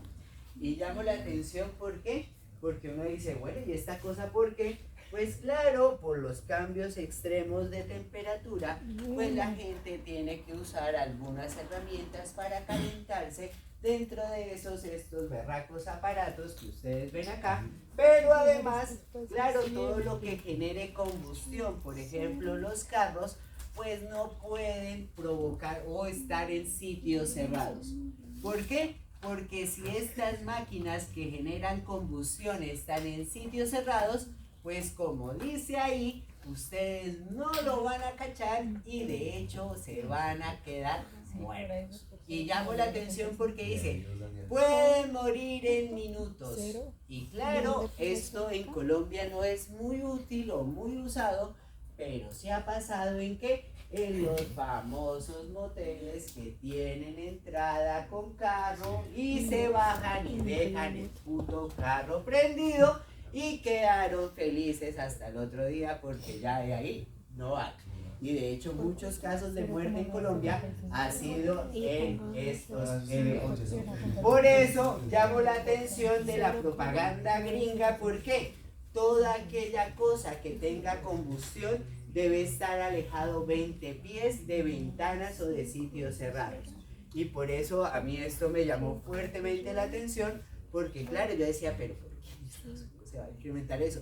Claro, muchas personas no pueden pagar calefacciones, entonces les toca buscar modos de combustión para poderse calentar en invierno, y si eso lo meten acá, pues chao mis amigos. Y por eso, como les decía, acá es importante mencionarlo. ¿Por qué? Porque es una molécula que, como les decía, hace interacción ¿con qué? Con la hemoglobina. Y llamo la atención, ¿por qué? Porque es que tiene una muy fuerte interacción. Por eso, después de que está montado, pues la única forma de desmontarlo es bajar dramáticamente el monóxido. ¿Listo?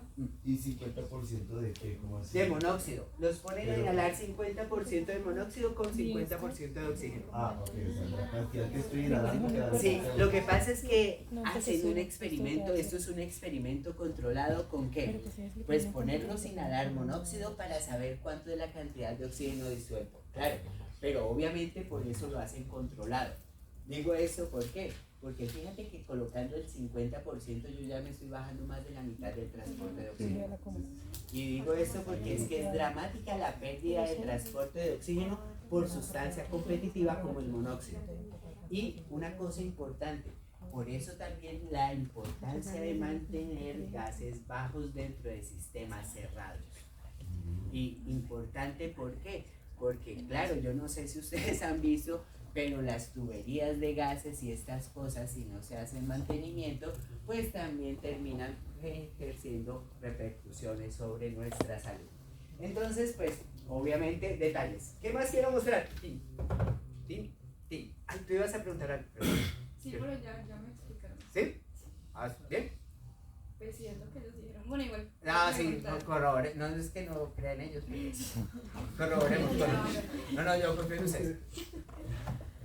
Dime.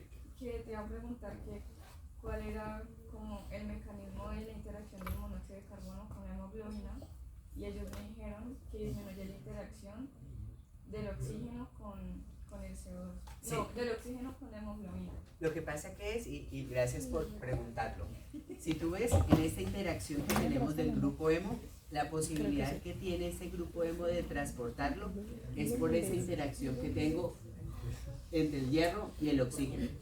¿Qué pasa con monóxido?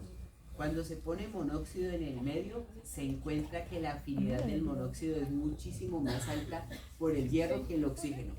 Entonces, ¿qué hace? Se une a él competitivamente. ¿Qué significa? Que si se une a él ya no se puede unir oxígeno.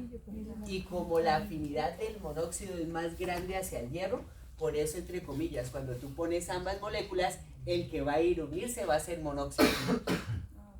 ¿Sí? Entonces, por eso, entre comillas, hay dos formas de afectar el transporte de hemoglobina en sangre.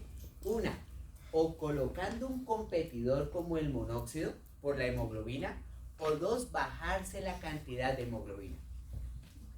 Entonces, y llamo la atención porque en el caso del monóxido, ¿yo cómo lo determino? Por saturación. Porque claro, como el oxígeno no está unido a la hemoglobina, la saturación se me debe caer. ¿Sí es claro eso? Y por eso, entre comillas, cuando estás bien saturado, pues yo ya no pienso que sea un competidor, sino que pueda ser disminución del transporte de oxígeno porque no tengo hemoglobina. Por eso necesito ambos datos. Y por eso llamo la atención porque no hay forma de conocer transporte de oxígeno si no tengo la saturación y tengo la cantidad de hemoglobina. ¿Listo? Entonces miren este detalle. ¿Qué es este detallito de acá? Voy a empezar a jugar con la curva de saturación de la hemoglobina, pero me voy a ubicar principalmente en los tejidos. ¿Por qué me ubico en los tejidos o en la sangre venosa? Porque en los tejidos o en las zonas periféricas yo puedo modificar la temperatura, puedo modificar las presiones de oxígeno, puedo modificar las presiones de CO2 y por tanto puedo modificar el pH. ¿Vale? Entonces, ¿qué hago? De hecho, algo que es llamativo, ¿qué es? Que cuando nosotros comenzamos a hacer ejecuciones musculares, pues se incrementa la temperatura. Y dos, pues obviamente si me quedo quieto, la temperatura periférica se va a caer. ¿Por qué digo esto? Porque comparan lo que es 33 grados versus 41 grados, que son las temperaturas en las cuales puede oscilar a manera periférica. Y la pregunta es, ¿cambia o no cambia la saturación de la hemoglobina? Entonces, pregunta, ¿qué cambia y cómo cambia? Si ustedes se fijan, la respuesta cambia. ¿Por qué? Porque tengo tres gráficas ahí. Una de 33, otra de 37 y otra de 41. ¿Qué llamó la atención dentro de esas gráficas? Yo puedo analizar o que se me corra la roja, la normal, o que se me corra a la izquierda o se me corra a la derecha. ¿Qué quiero observar en color amarillo? Que se me corre a la derecha. Si ustedes se fijan, a 41 grados yo lo que tengo que es un incremento de la disociación. Se entrega más a los tejidos, pero Es decir, que termina soltando más en los tejidos.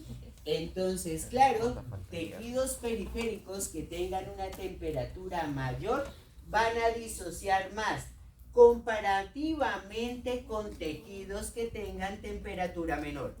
¿Por qué? Se disocia menos. Pero llamo la atención en esto, ¿por qué? El caso de los que suben o les gusta escalar.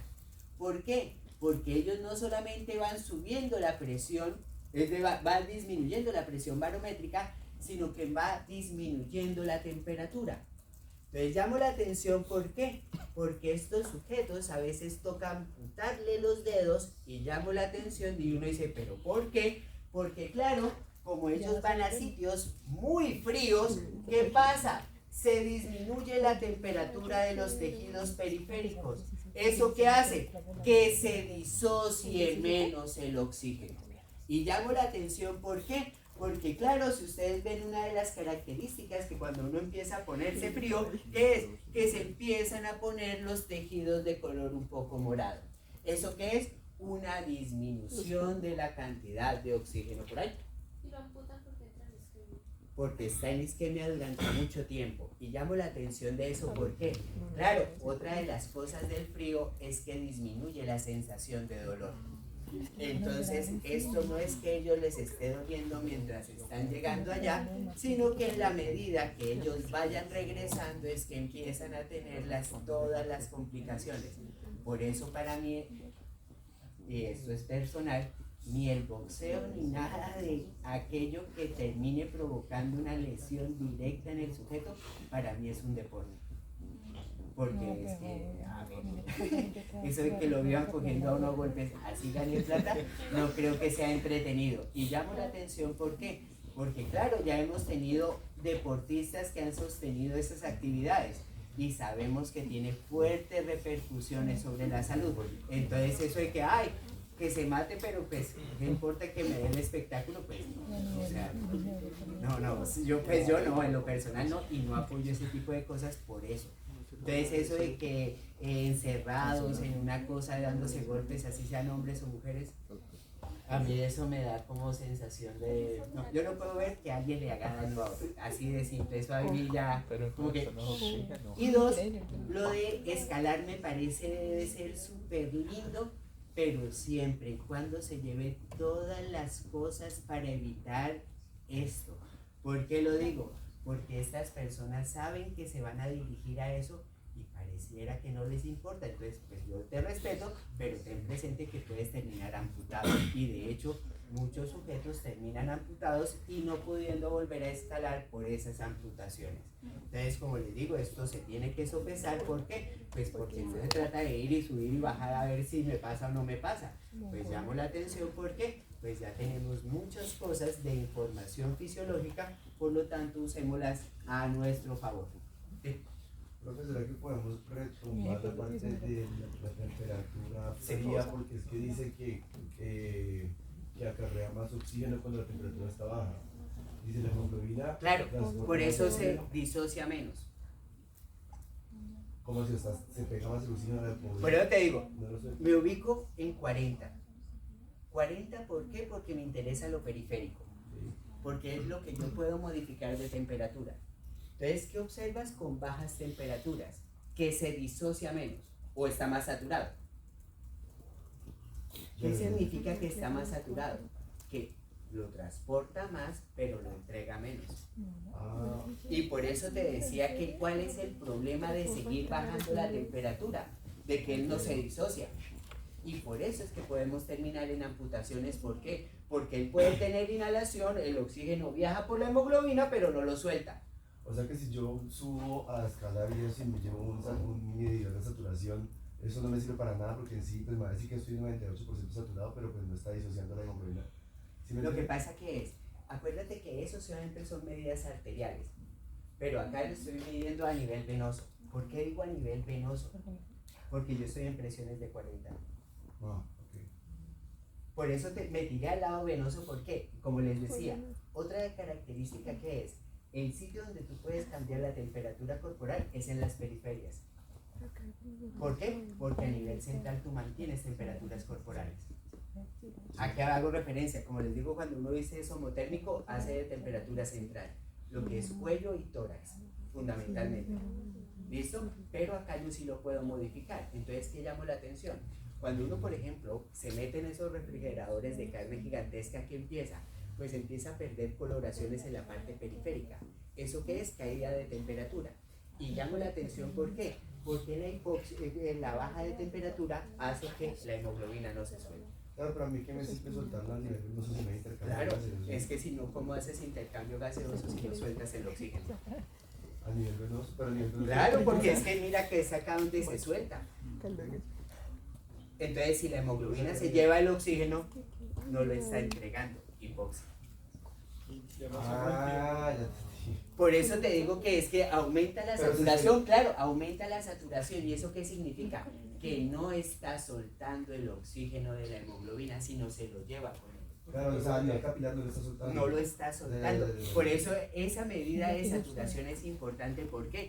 Porque tú en esta lo que necesitas es disociar. Sí. Y fíjate una cosa interesante, como les mencionaba, cuando yo empiezo a hacer trabajo muscular, el ejercicio metabólico que hace incrementarme la degradación de ATP y aumentarme temperatura. ¿Eso qué hace? Que si se aumenta la temperatura, se empieza a disociar más. Pero aquí estamos hablando solamente de cambio de temperatura, ¿no? Solo de temperatura. No, aquí no aplica esto de si estoy subiendo una montaña con No. Solamente estoy comparando temperaturas. En la periferia, tanto si baja como si aumenta. ¿Qué llamó la atención? Nuevamente la periferia. ¿Qué puedo modificar? Pues yo puedo modificar el pH. ¿Cómo puedo modificar el CO2? ¿Qué hacen acá? Pues como quiero evaluar solo una variable, dejo el CO2 estable y analizo el pH. ¿Bien? Nuevamente, y quiero que analicemos, me voy a ir a la parte venosa. ¿Por qué? Porque en la parte venosa yo puedo modificar el pH. Y claro, si me incrementa el gasto metabólico, el pH se me baja. Pero si no tiene tanto gasto metabólico, esto se me puede volver básico. ¿Van conmigo?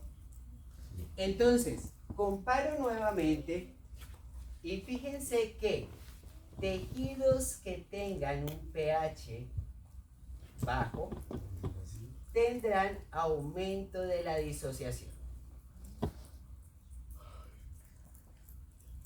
Mientras aquellos que tengan un pH básico van a ser menos disociados o se incrementa la saturación. Entonces llamo la atención porque, claro, el frío no solamente me disminuye la saturación directamente, sino que a nivel celular disminuye el metabolismo, porque acuérdense que todos son procesos enzimáticos. Entonces, claro, si bajo la velocidad, las enzimas bajan también su velocidad, gastando menos ATP. Les llamo la atención porque pues eso hace que tenga menos liberación de protones y que me pueda cambiar también el pH. Les digo esto ¿por qué? Porque normalmente todo viene asociado y como les digo, la baja temperatura en sí lo que trae, y vamos a mostrar, es que se aumente la saturación en los tejidos periféricos. ¿Y eso qué implica? Que menos se disocia. Y si menos se disocia, los tejidos quedan sin oxígeno para poder hacer sus procesos biológicos. La parte enzimática, ¿no? ¿Ah? La parte enzimática otra vez. ¿No? Ahorita lo reviso. Bueno. No te preocupes. Ahora, ¿qué hicieron aquí que me gustó? Dejan el pH estable porque lo puedo cambiar por el CO2, pero acá lo que modifican es el CO2 a nivel de la periferia. Claro, tejidos altamente metabólicos incrementarán la producción de CO2. Tejidos bajo metabólico, pues su producción de CO2 va a bajar. Esto es cómo se mantiene normalmente la periferia. ¿Listo? ¿Qué encuentro aquí? Lo mismito. ¿A qué hago referencia? Tejidos que son altamente metabólicos, que producen aumento de CO2, provocan que se disocie más, que es la amarilla. Ahora, ¿por qué me gustan estas dos láminas? Y de hecho llamo la atención en esta y en esta. Miren que, y de hecho Boros lo pone, el protón hace interacción con el grupo hemo, por eso en parte es competitivo. Y acá, ¿qué muestran? Que el CO2 también puede interaccionar con la hemoglobina, por lo tanto también puede ser forma competitiva. ¿Qué llamó la atención de esta gráfica que viene a continuación? Pues que normalmente cada vez que se incrementan los niveles de CO2 se me baja el pH. Entonces llamó la atención, ¿por qué? Porque si ustedes se fijan, tejidos altamente metabólicos incrementan CO2, me baja el pH y eso ¿qué hace? Me incrementa dramáticamente lo disociado. Sí, otra vez. Tejidos que sean altamente metabólicos, ¿qué me van a provocar? Incrementos del CO2. Y llamo la atención porque ahorita les voy a mostrar la reacción química, pero los aumentos de CO2 ¿qué hacen? Me bajan el pH. Y ambos estímulos ¿qué hacen? Incrementarme la disociación. Y mira que acá está disociado al 55, mientras que en el otro caso estoy casi en 95, 90 de saturación. ¿Listo? Chismoseo y aparece algo que no se había estudiado mucho, pero que también generaba cambios en la interacción de la hemoglobina con el oxígeno y se llamó el 2,3-difosfoglicerato. Entonces, claro, el 2,3-difosfoglicerato es una ruta metabólica que tienen los eritrocitos para la generación de ATP, pero, y llama la atención, y de hecho me gusta también la gráfica de Boron, el 2,3-difosfoglicerato tiene interacciones con hemoglobina. Entonces, entre comillas, es competitivo. Ha habido algo que ha sido interesante de analizar, y es que ese 2,3-difosfoglicerato se cambia en los eritrocitos si el tejido es activo físicamente. Y de hecho, por eso, si ustedes se fijan, les muestran que en tejidos activos físicamente se incrementa el 2,3-difosfoglicerato. Y tejidos poco activos físicamente o metabólicamente, pues tienen disminuciones de esa molécula a nivel de los eritrocitos. Entonces, por eso en esta gráfica que les muestran, tejidos que aumentan su metabolismo, que aumentan el 2,3-difosfoglicerato, terminan incrementando la disociación. ¿Incrementa la disociación?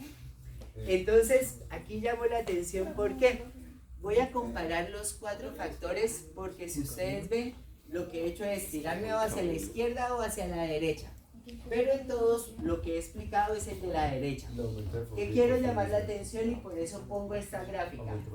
Primero, estoy comparando la saturación de la hemoglobina con cambios de la presión de oxígeno. ¿En qué me quedo? En 40. ¿Por qué me quedé en 40? Porque esta es la presión normal venosa. Entonces, ¿yo qué observo? Si ustedes se fijan en la parte superior que dice gráfica normal, pues yo observo que eso está en una saturación más o menos de 75. ¿Qué quiero mostrar? Y de hecho por eso se tira la gráfica hacia el lado derecho. Que si yo llego a hacer ejercicio, pues tengo que en los tejidos periféricos aumenta el CO2. Provoca, por el metabolismo, caída del pH y aumento de la temperatura. Estos factores en el eritrocito aumentan el 2,3-difosfoglicerato. Por lo tanto, yo llamo la atención de que en ejercicio esto se me corre a la derecha, que ¿qué significa? Y miren que comparo ahora en 20 o puedo comparar en 40, no importa, pero ¿qué quiero mostrarles? Que si la presión de oxígeno cae porque lo estoy usando mal los tejidos, comparativamente, por esos mecanismos que tengo, que se me disocia más por lo tanto que se entrega más a los tejidos, comparativamente si esos efectos no lo tuviera porque estaría en 35 de saturación. ¿Sí está claro eso? Entonces, ¿qué hace el cuerpo, entre comillas, para saber a dónde suelta el oxígeno? Pues produce estas sustancias que me terminan afectando la saturación de la hemoglobina. Otra vez, profe. ¿Qué hacen los tejidos entonces? Y, entre comillas, cuando son altamente metabólicos, afectan todas estas moléculas que terminan provocando que se disocie más.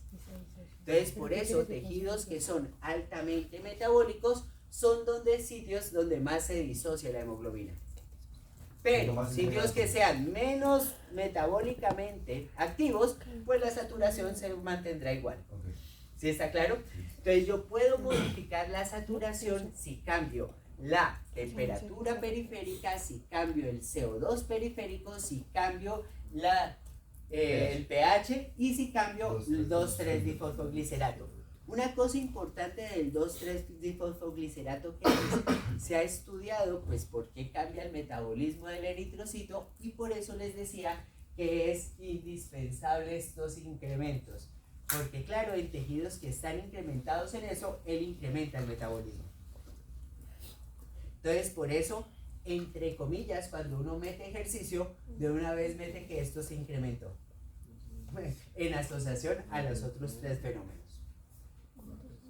Una cosa, y me devuelvo aquí porque no puedo quedarme sin explicarles este detalle, y es, miren que acá evalúan solo pH y aquí solo CO2.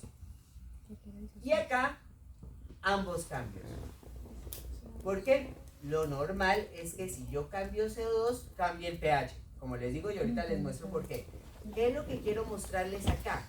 Fíjense que el cambio de CO2 y pH, el factor que más influye, ¿cuál es? Y me devuelvo. Este es CO2 y este es pH. ¿Cuál creen que sea el factor que más genere cambios cuando yo cambio los dos?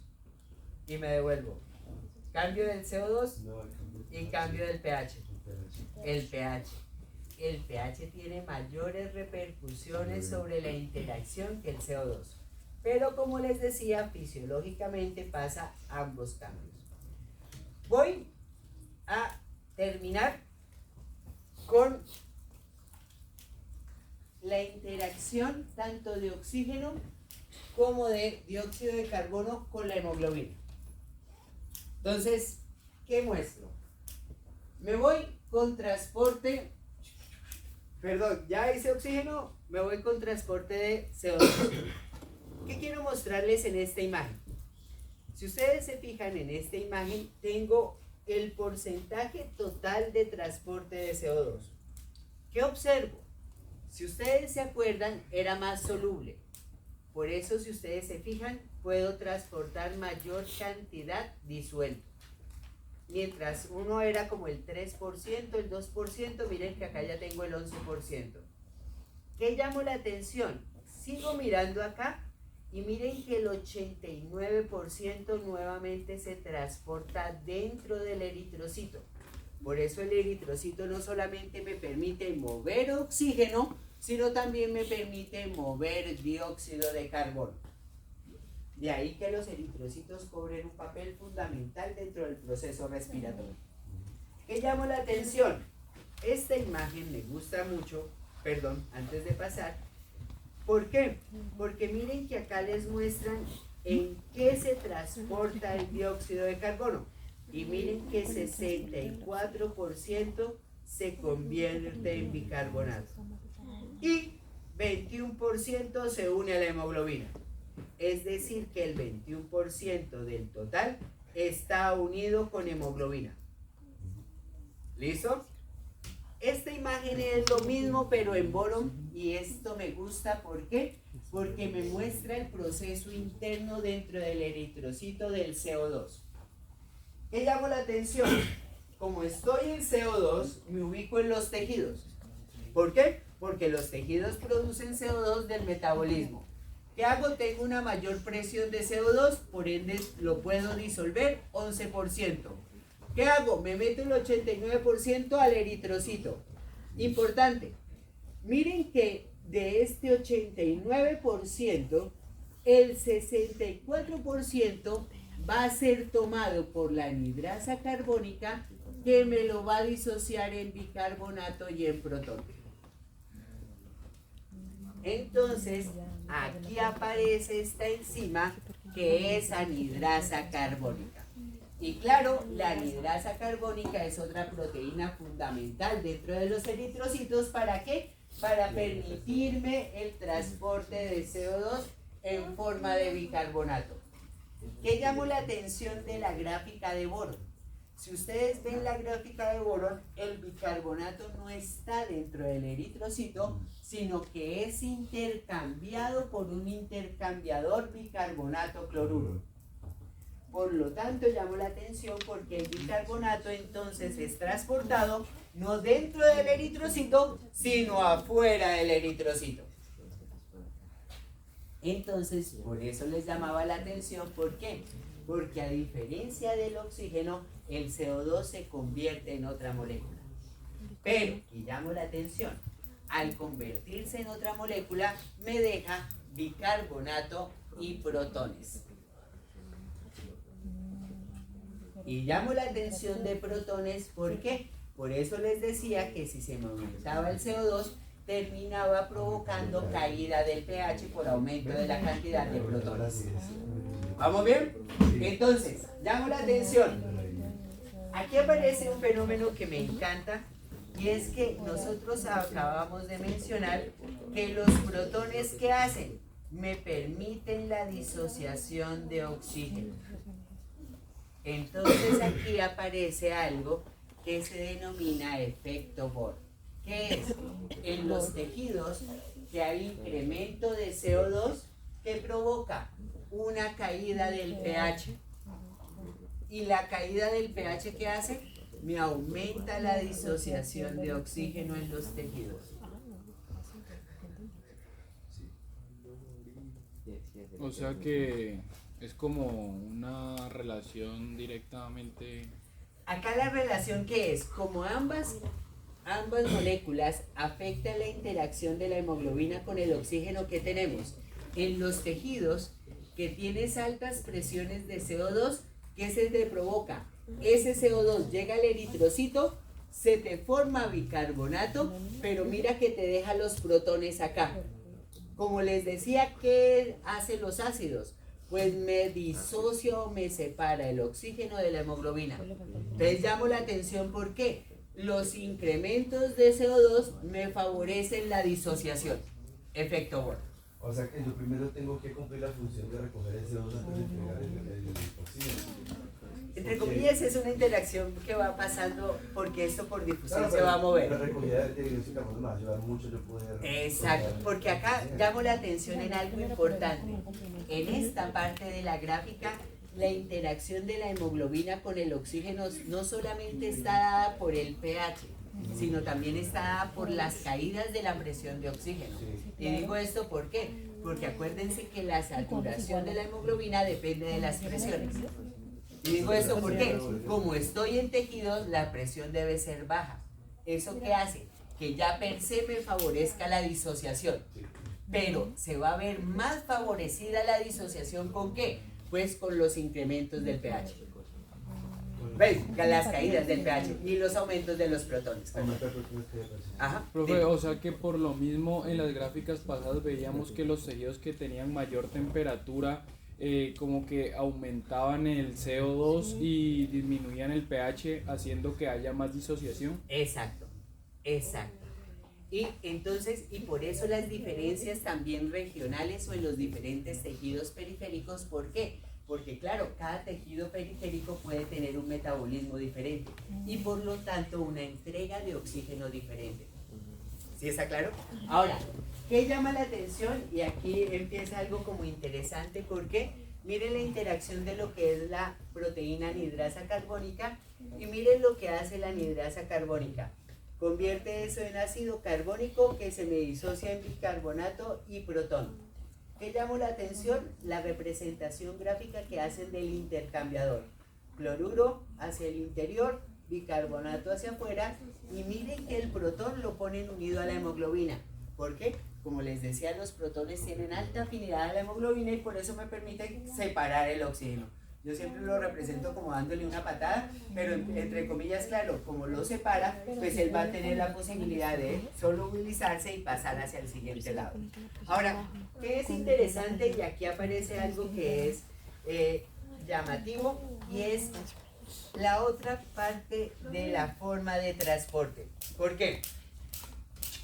Miren que acá hemos dicho que el 64% se va en forma de bicarbonato.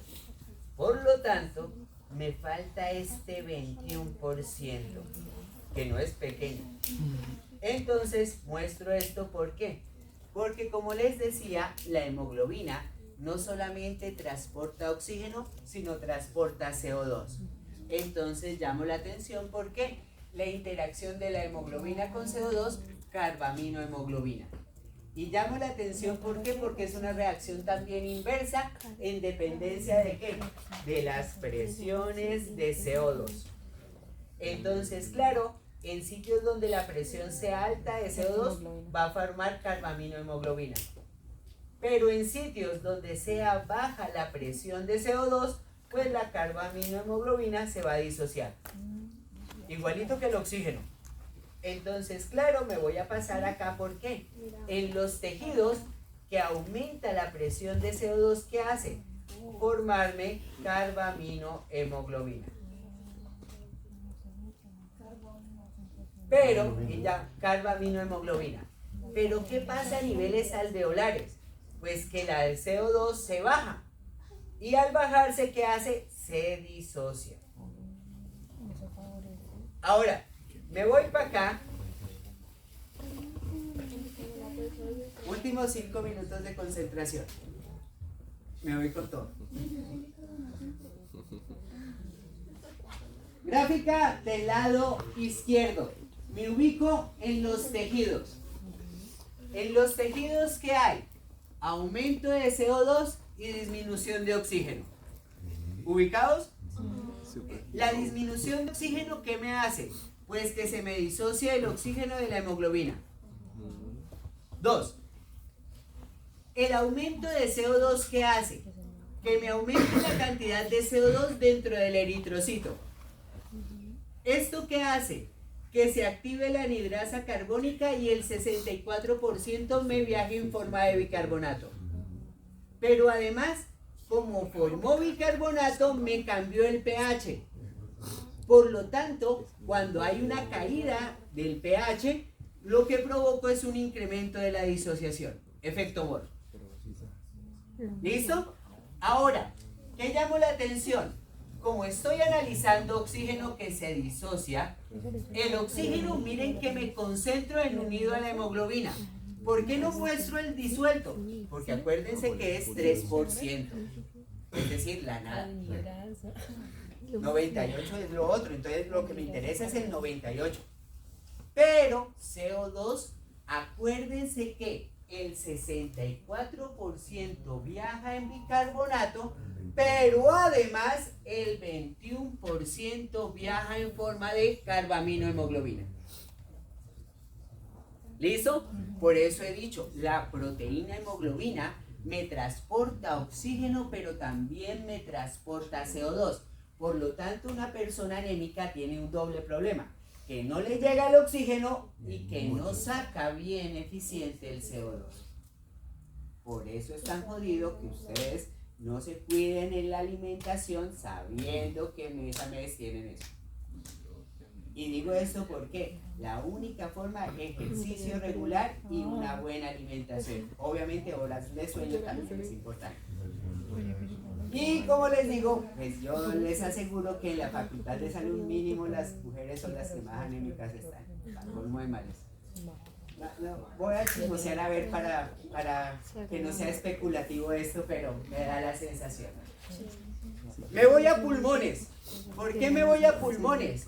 Porque en pulmones cambio las presiones de CO2 y de oxígeno. ¿Qué tengo acá? Un incremento de la presión de oxígeno a niveles de los alvéolos y una caída de CO2. Me voy con la de abajo. Comienzo a mover oxígeno por diferencia de presión y miren que lo uno con la hemoglobina. ¿Qué llamó la atención? El oxígeno al unirse con la hemoglobina me separa el protón. Efecto Handler.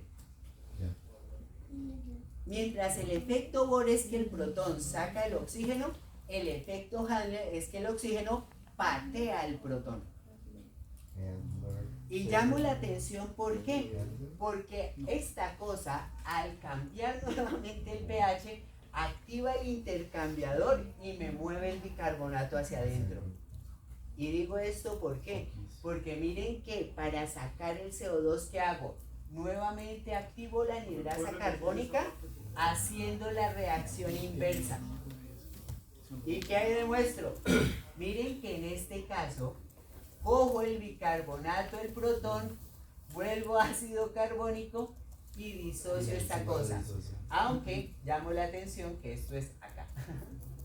Es un error de la gráfica. Claro, él forma el ácido carbónico que después se va a disociar en agua y CO2. Pero una cosa importante que es, y llamo la atención, si ustedes se fijan en esta reacción, lo que llamo la atención que es, acuérdense que la mayor porcentaje estaba en forma de bicarbonato, el 64%. Por lo tanto, es interesante porque este intercambiador es muy rápido en los sistemas, movilizando bicarbonato hacia afuera como movilizando bicarbonato hacia adentro. Entonces llamo la atención porque se ha visto que este aumento de eso es mediado por los protones. Entonces, una cosa llamativa que es, fíjense que yo saco el CO2 en forma de CO2, pero la forma de transporte es otra molécula, bicarbonato. Ahora sí, gracias. ¿Podría repetir, por favor, esa parte? Claro. Voy por aquí. Me voy a los alvéolos. En los alvéolos que tengo, incremento de la presión de oxígeno, caída de la presión de CO2. Entonces, como tengo caída de la presión de CO2, se me va a disociar la hemoglobina del CO2. Efecto directo. ¿Qué más tengo y llamo la atención? Sigo, meto oxígeno por presiones. ¿Eso qué hace? Como la presión y este oxígeno es competitivo también con el protón, y acá tengo presiones altas, ¿qué hace? Me disocia el protón de la hemoglobina y se une a él. Esto es el efecto Handler. ¿Por qué? Porque mientras se sube el oxígeno, me patea el protón. Y al patearme el protón, ¿qué hace? Pues yo tengo otra vez la molécula de sustrato, ¿para qué? Para volver a producir ácido carbónico y disociarlo en agua y CO2. Entonces, ¿qué llamo la atención? Como les decía, el 21% se transporta en hemoglobina, lo saco por acá. El otro viene por bicarbonato, que es este. Y miren que hice que lo meto otra vez al eritrocito para volver a utilizar la enzima y sacarlo en forma de CO2. Entonces, hay dos efectos que se llaman efecto Bohr, efecto Handler. ¿Qué es el efecto Bohr? Que cuando se incrementan los protones dentro del eritrocito, me patean el oxígeno y más se me va a mover a los tejidos. Y el efecto Handler, ¿qué es? Que en los alvéolos, cuando tengo incrementos de la presión de oxígeno, ¿qué hace? Me patea los protones y esto me incrementa lo que es el transporte de CO2.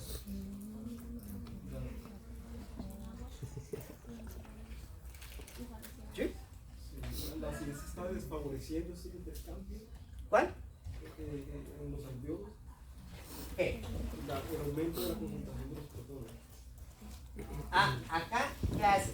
Claro, el aumento de la cantidad de los protones lo que te hace que es incrementar el transporte de bicarbonato hacia el interior.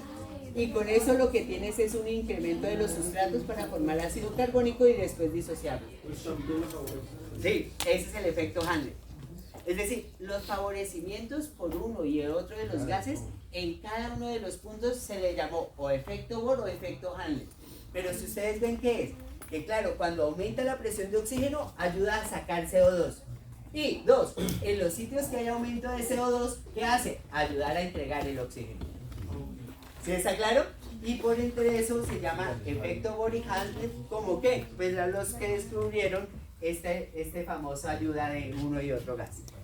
Bien, nos queda una última clase que es regulación de la respiración. Esa la hacemos el martes.